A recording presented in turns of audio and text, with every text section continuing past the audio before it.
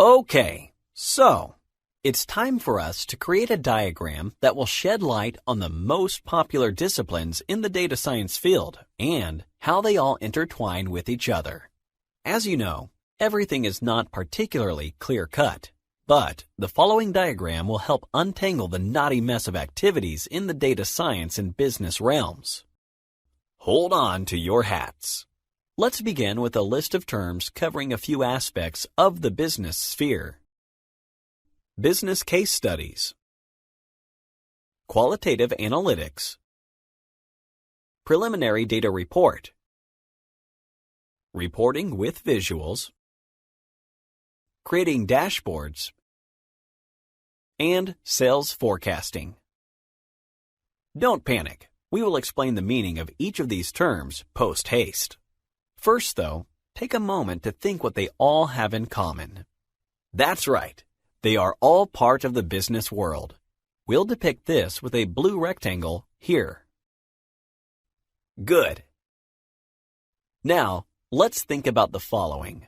How many of these terms involve working with data? If we drew another rectangle and placed the activities for which it is essential to have data available in there, which ones, if any, would overlap with the business rectangle? The answer is some. That's because some business activities are data-driven, while others are subjective or experience-driven. Of course, there are disciplines that will overlap. We will place them in the common area of the two rectangles. So, let's see. Which of the subfields from our list represent a business activity involving data?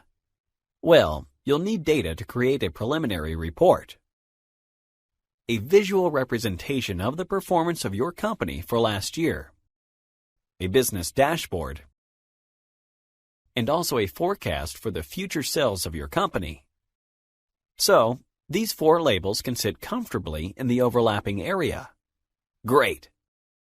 The other two terms, business case studies and qualitative analytics, get left behind, as they belong only to the sphere of business. They are not related to working with data.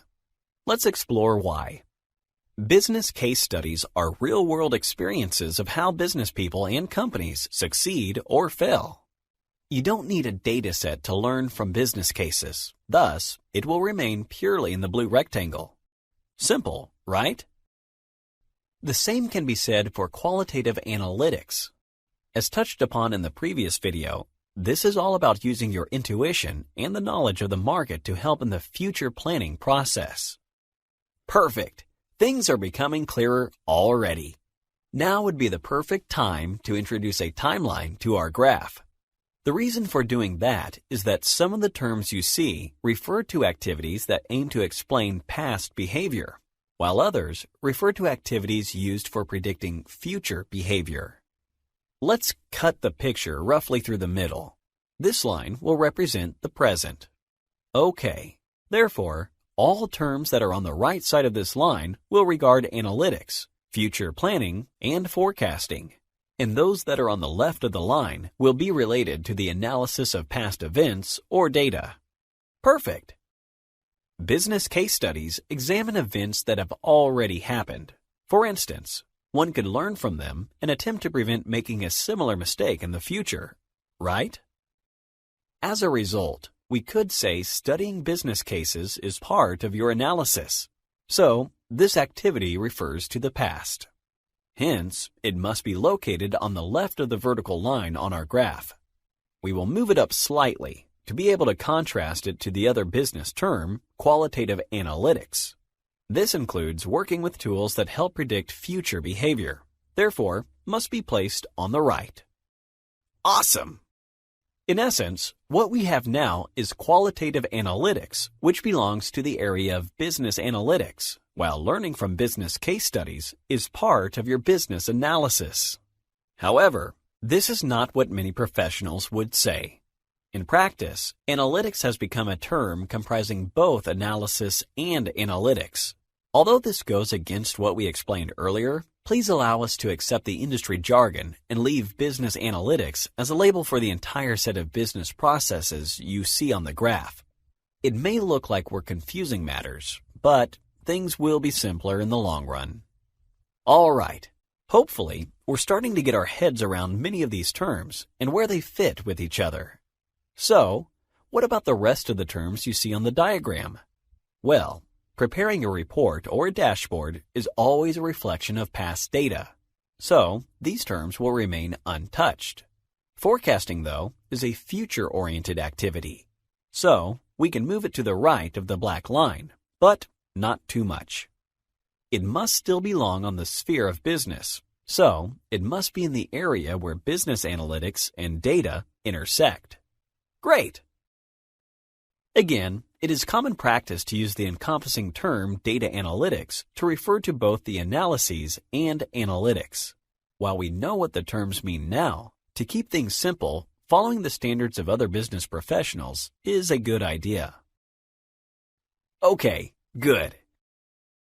Let's continue with adding another term, the most sparkly of them all, data science.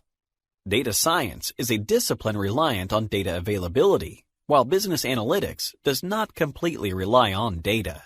However, data science incorporates part of data analytics, mostly the part that uses complex mathematical, statistical, and programming tools. Consequently, this green rectangle, representing data science on our diagram, will not overlap with data analytics completely, but it will reach a point beyond the area of business analytics. Okay, great. Does this mean that the preliminary data report, reporting with visuals, creating dashboards, and sales forecasting are of interest to a data scientist? Yes, absolutely. And now, do you think we can find an example of a discipline that belongs to the field of data science and is considered data analytics, but not business analytics? Well, think of the oil and gas industry and the optimization of drilling operations. This is a perfect fit for this sub-area. Data science can be used to improve the accuracy of predictions based on data extracted from various activities typical for drilling efficiency. And that certainly isn't business analytics. Great. What is left is to think of something that involves data analytics, but neither data science nor business analytics. Can we find an example here as well? Sure, digital signal processing would do the job. Digital signal is used to represent data in the form of discrete values, which is an example of numeric data. Therefore, data analytics can be applied to digital signal in order to produce a higher quality signal. And that's what digital signal processing is all about. Amazing! We hope the diagram is helping you to visualize how all the pieces fit together, because we're not done yet. We will continue with the remaining disciplines related to the world of business and data science in our next video. See you there!